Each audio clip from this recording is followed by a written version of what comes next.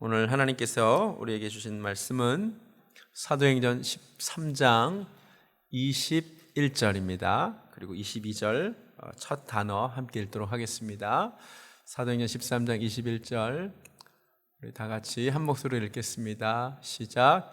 그 후에 그들이 왕을 구하거늘 하나님이 베냐민 지파 사람 기스의 아들 사울을 40년간 주셨다가 패하시고. 아멘.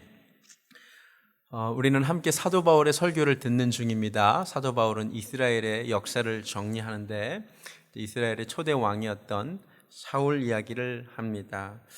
하나님이 사울을 주셨었는데 참 얼마나 영광스러운 일입니까, 사울 입장에서.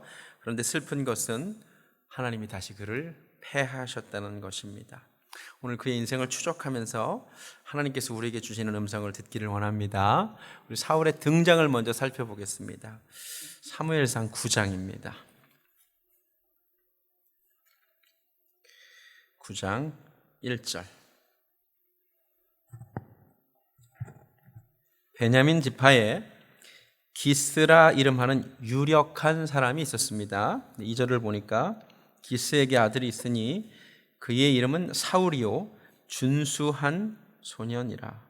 이스라엘 자손 중에 그보다 더 준수한 자가 없고 키는 모든 백성보다 어깨 위만큼 더 컸더라.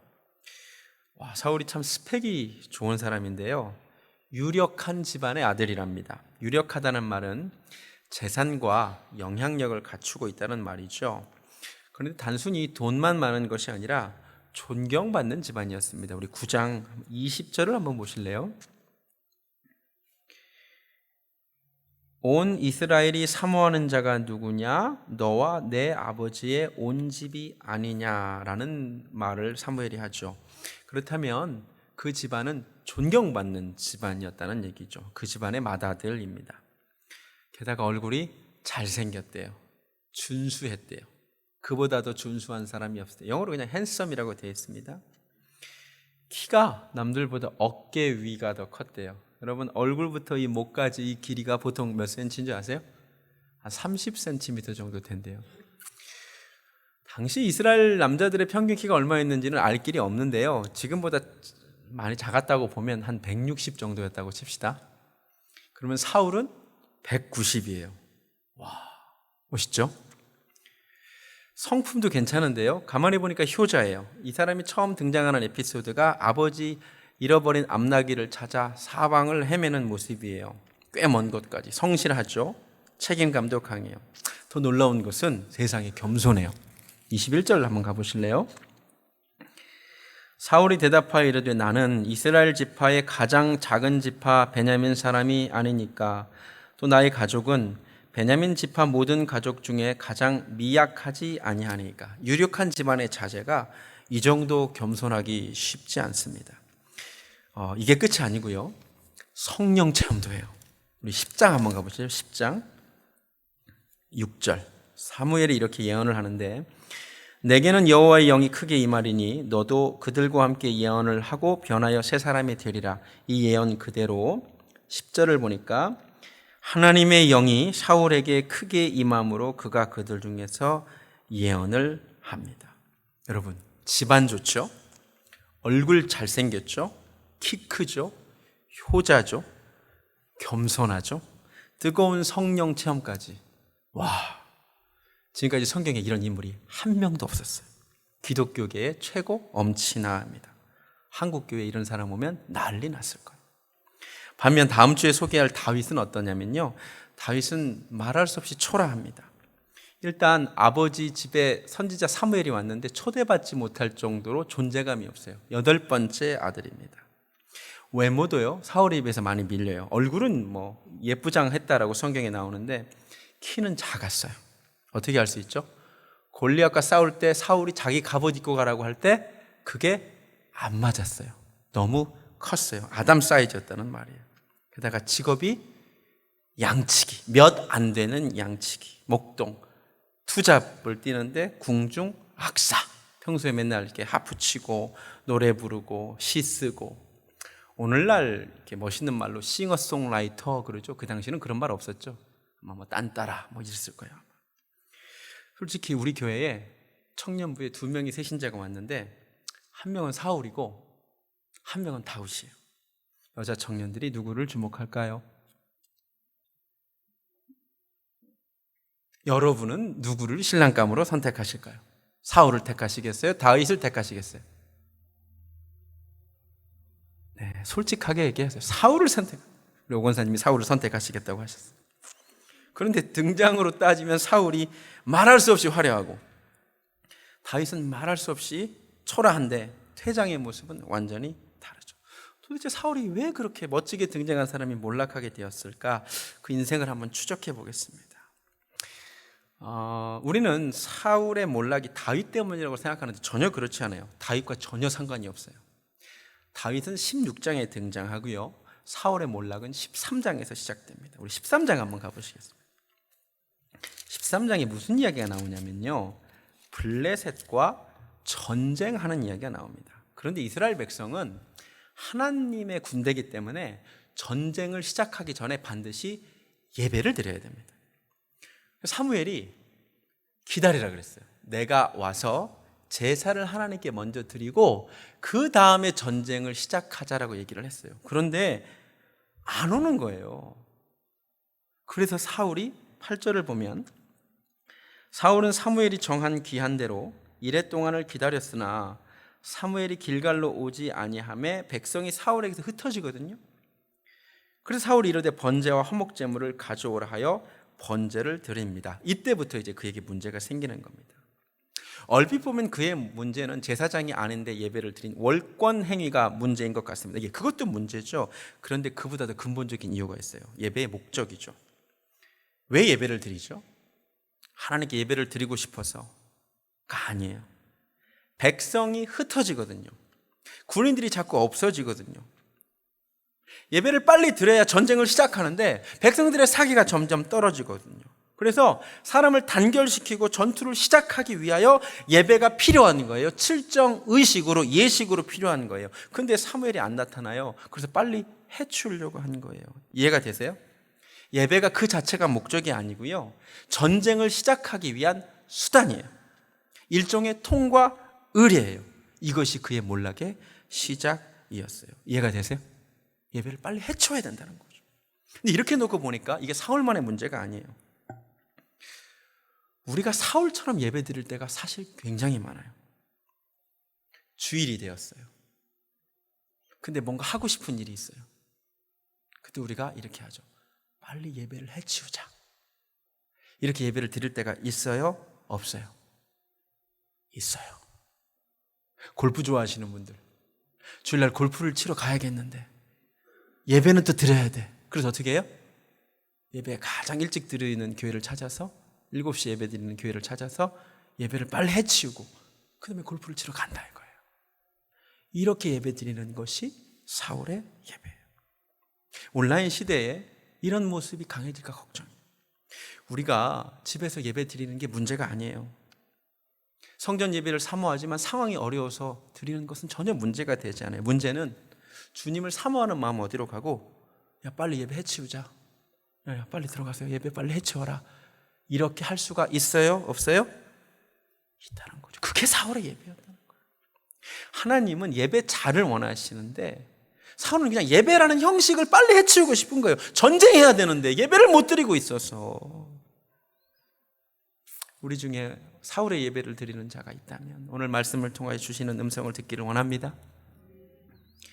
흥미로운 사실이 뭐냐면요, 이때부터 하나님이 사울을 막 뭐라고 하시거든요. 그런데 흥미로운 게 뭐냐면요, 사울이 금방 망하는 게 아니에요. 오히려 13장에서 그가 몰락하기 시작하는데 흥미로운 건 14장이에요. 여러분이 14장을 읽어보시면요, 사울이 모든 전쟁에서 다 이겨요. 14장 47절을 볼까요? 사울이 이스라엘 왕위에 오른 후에 사방에 있는 모든 대적 곧 모압과 암몬 자손과 에돔과 소바의 왕들과 블레셋 사람들을 쳤는데 향하는 곳마다 이겨요. 용감하게 아말렉 사람들을 치고 이스라엘을 그 약탈하는 자들의 손에서 건져요. 이게 굉장히 중요한 부분이에요. 사울이 이미 하나님께 버림받았거든요. 그런데 놀랍게도 사울은 여전히 승승장구해요. 우리는 알고 있어요. 그가 망한다는 것을. 그런데 겉으로 보면 그에게 아무런 문제가 없어요. 여러분, 나무에서 가지가 잘려나갔어요. 그렇다고 나뭇잎이 금방 시들지 않아요. 여전히 푸르러요. 꽃이 꺾여도 금방 시들지 않아요. 여전히 아름다워요. 그런데 우리는 알아요. 시들 운명이라는 것을, 사그라질 운명이라는 것을. 우리 중에 사울처럼 하나님과의 관계가 멀어졌는데 여전히 사업이 잘 돼요. 여전히 아무 문제가 없어요. 그래서 착각해요. 나 괜찮나 보다. 근데 아니에요. 말라가고 있는지 몰라요. 죽어가고 있는지 몰라요. 오늘 말씀을 통해 나의 삶을 돌아보기를 원합니다. 그가 조금씩 몰락하다가 그의 몰락의 정점은 15장에 나오는 건데요. 사실은 성경 읽어보면 하나님이 그에게 한 번 더 기회를 주셨죠. 아말렉을 이번에는 진멸시키래요. 가축까지 다 진멸시키래요. 그런데 그가 어떻게 하는지 아세요? 15장 9절을 보면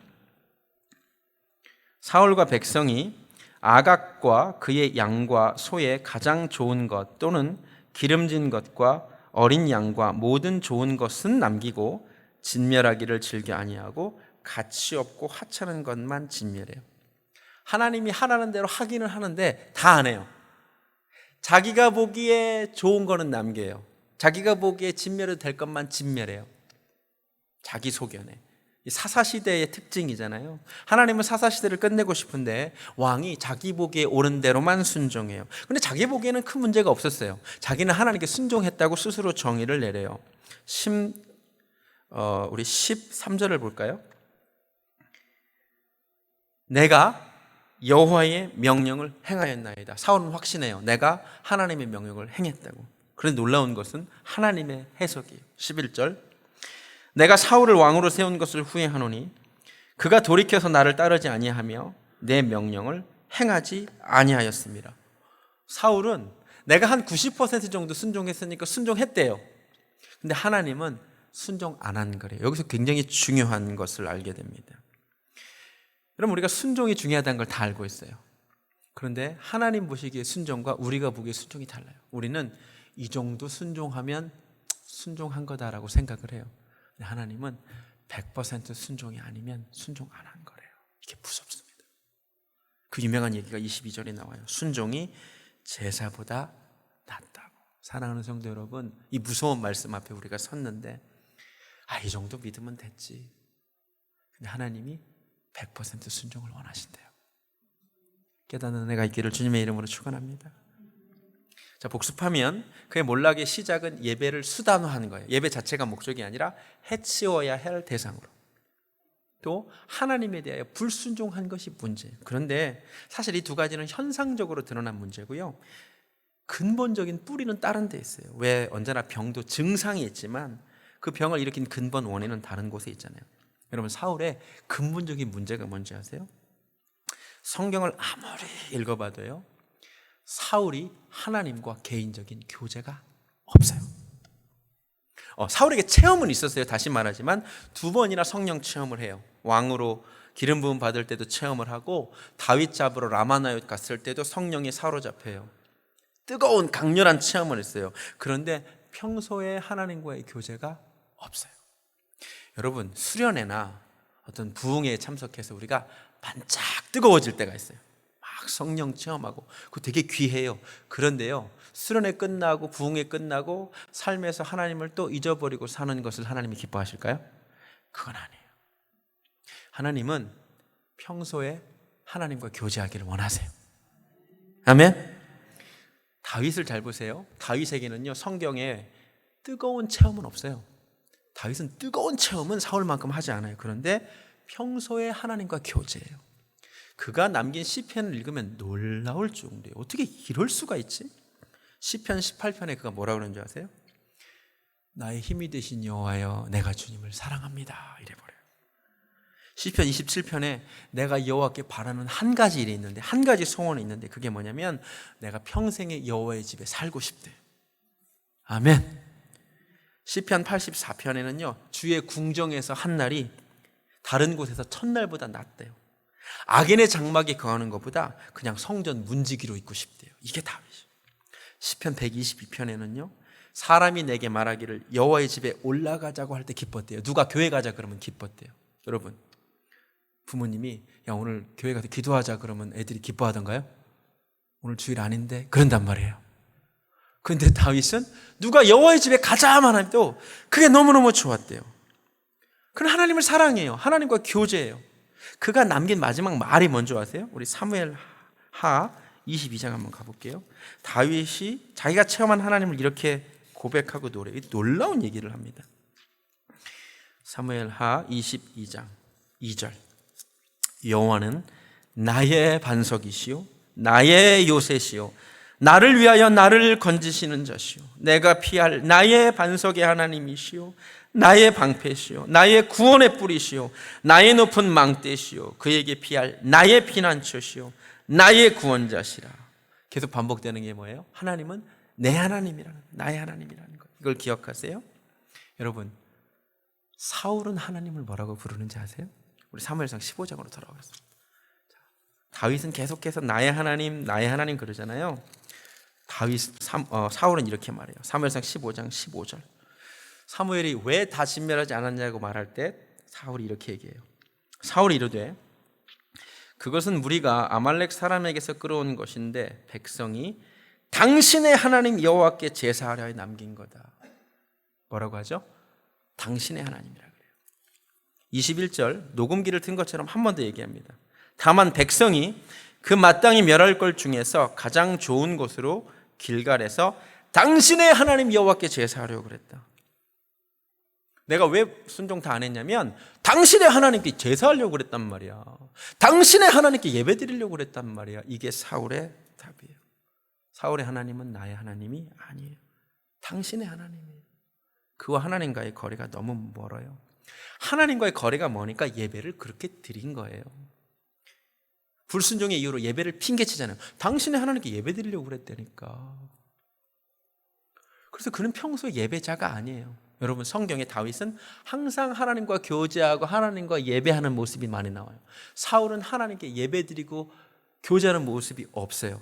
딱 한 번 예배를 드리니까 성경이 놀라서 기록해요. 사무엘상 14장 35절. 사울이 여호와를 위하여 제단을 쌓았으니 성경이 놀래갖고 이는 그가 여호와를 위하여 처음 쌓은 제단이었더라. 다른 사람들 예배를 많이 드리잖아요. 사울은 안 드리다가 어쩌다 한 번 드렸거든. 놀래서 성경이 그걸 기록하는 거예요. 여러분, 너무 놀랍지 않아요? 다윗은요 하나님을 사랑해요. 하나님을 묵상해요. 하나님을 인정해요. 그 마음에 하나님이 가득해요. 그러니까 간증거리도 많아요. 맨날 하는 얘기가 뭐냐면 골리앗과 싸우러 가서도 내가 과거에 하나님이 나를 이렇게 도우셔서 양칠 때 사자와 곰의 손에서도 나를 건져내셨은즉 간증이 있어요. 그런데 사울은요 하나님이 낯선 분이에요. 시편 73편 28절에 성경이 복을 이렇게 정해요.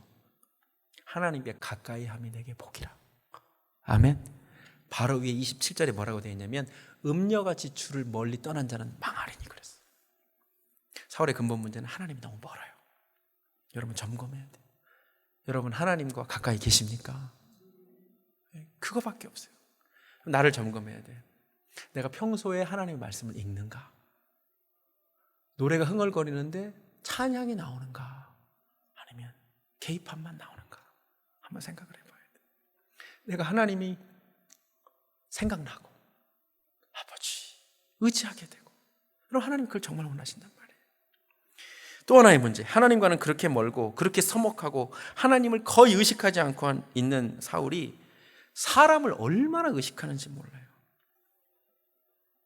우리 몇 가지만 살펴볼게요. 여러분 15장에서 지금 이렇게 무서운 메시지가 선포돼서 하나님 너를 버렸다는 거예요.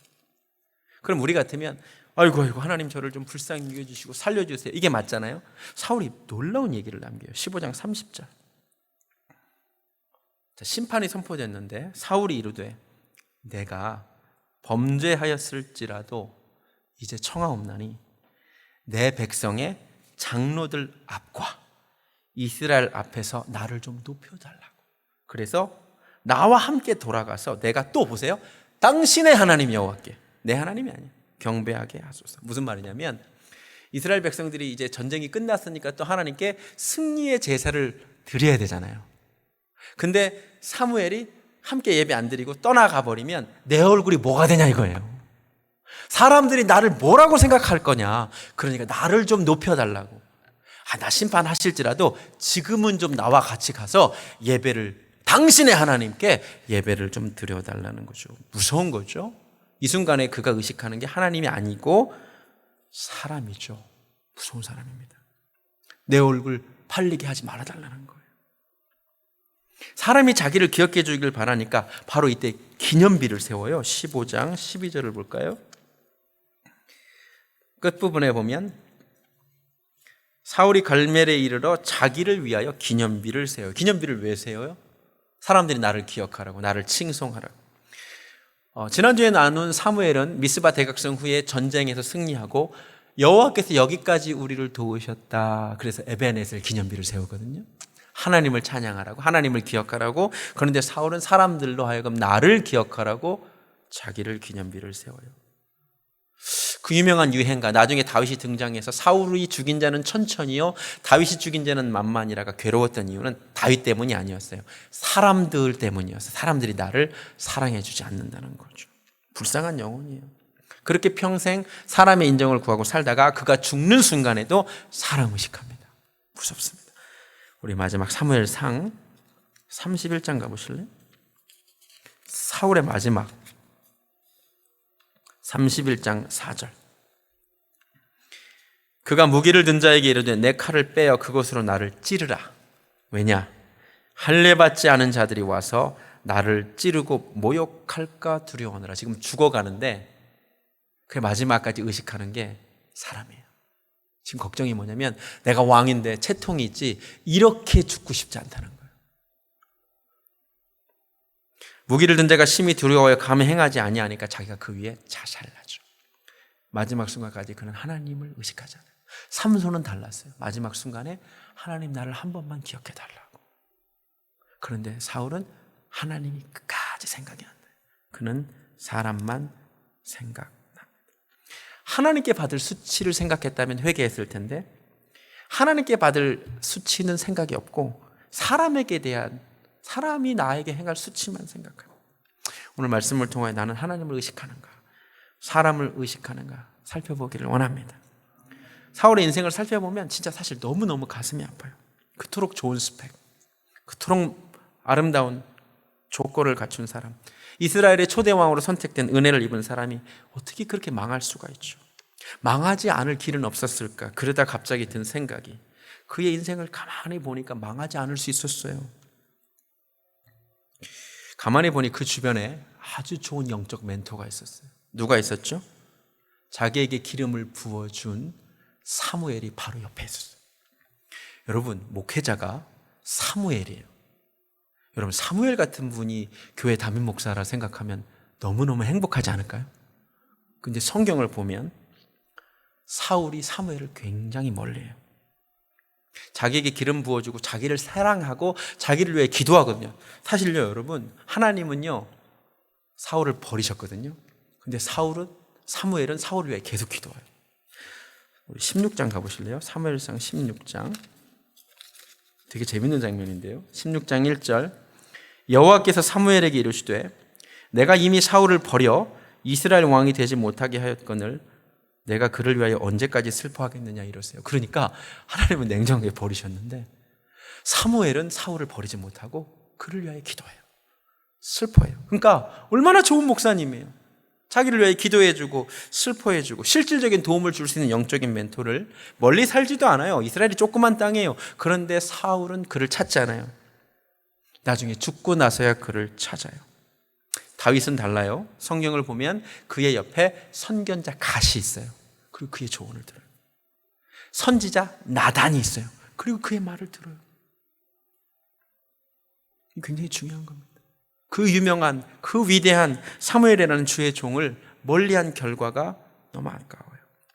오늘 말씀 마무리하면서 이 말씀을 드립니다. 목회를 해보니까요, 우리가 생각하는 것보다 성도와 목회자 사이의 관계가 중요합니다. 목회자와 성도 사이에 걸림과 막힘이 생기면 안 되더라고요.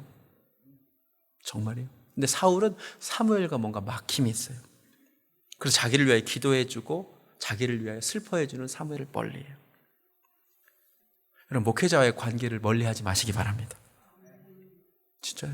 제 말이 아니에요. 성경이 쓸 말이 없어서 이 말을 기록하고 있지 않아요. 갈라디아서 6장 6절에 말씀을 가르치는 자와 모든 좋은 것을 함께하라 그랬어요.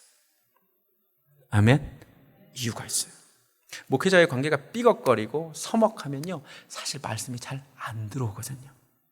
그래서 사탄이 그 사이를 벌려요. 오늘 말씀을 통하여 저하고 좀 요새 좀 서먹한 것 같다, 그러면 식사 한번 하자 그러세요? 진짜요. 이번 주 중에도 저희 집에 이렇게 몇 분이 찾아오세요. 그럼 제가 요새 시간도 좀 많거든요. 좋은 시간 보내요. 같이 기도하고 같이 울고 같이 밥 먹고. 여러분, 그게 우리에게 좋기 때문이에요. 예레미야 3장 15절에 하나님께서 너희를 위하여 목자를 세우고 그 목자가 지식과 명철로 양육한다 그랬어요. 그게 하나님 뜻이에요. 여러분의 유익을 위해 목회자가 존재하는 거예요. 하나님과의 관계에서만 실패한 것이 아니라 목회자와의 관계에서도 사울이 실패했다는 것을 여러분이 기억하시기 바랍니다. 말씀을 정리합니다. 사울의 출발이 화려해요. 마지막은 말할 수 없이 비참해요. 그 몰락의 시작이 예배예요. 예배를 통과 의례로 해치워야 할 것으로 생각했어요. 예배의 수단화. 그리고 그의 몰락의 정점은 하나님의 말씀에 대한 불순종. 내 생각에 옳은 만큼만 순종하기 때문에. 그런데 가장 근본적인 이유는 하나님과의 관계가 너무 멀어요. 하나님이 너무 낯설어요. 당신의 하나님, 나의 하나님이 아니야. 그런데 사람은 그렇게 의식하고 살아요. 그러다 망했어요. 오늘 말씀을 통하여 주님의 음성 듣기 원합니다. 예배 회복되기 원합니다. 순종 회복되기 원합니다. 하나님과의 관계 회복되기 원합니다. 찬양하겠습니다. 주를 위한 이곳에. 예배는요, 우리를 위한 시간이 아니고 하나님을 위한 시간. 하나님 예배자를 찾으세요. 예배가 수단이 아니라 이 자체가 목적이 되기 원합니다. 찬양합니다.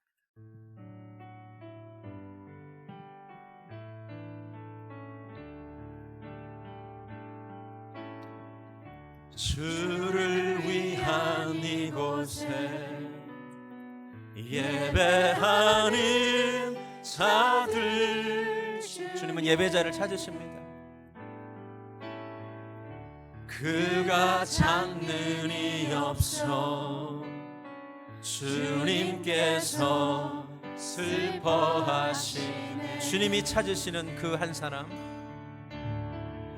주님이 찾으시는 그 한 사람, 그 예배. 내가 그 사람 되기 정말 원합니다.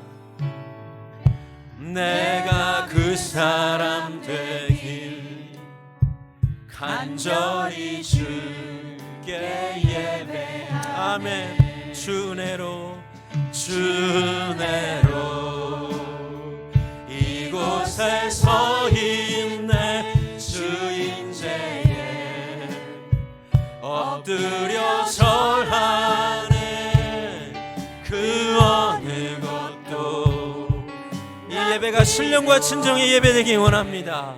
주님만 경배. 주 은혜로 이 자리에 있습니다. 주 하나님, 이 시간 신령과 진정의 예배가 회복되게 하여 주시옵소서. 하나님 아버지, 예배가 해치워야 될 통과 의례가 아니라 살아계신 하나님을 만나는 시간 되기를 원하나이다. 아버지 하나님, 이 시간 주님 바라봅니다. 주님 음성 듣습니다. 예배자를 찾으시는 하나님 앞에 나오는 시간 되게 하여 주시옵소서. 할렐루야. 하나님 감사합니다. 주님만 경배합니다. 하나님, 이스라엘 초대왕 사울의 인생을 기록하게 하시고 우리로 하여금 그 말씀을 읽게 하시니 감사합니다. 그의 인생을 통하여 우리에게 주고자 하시는 말씀이 있는 줄로 믿습니다.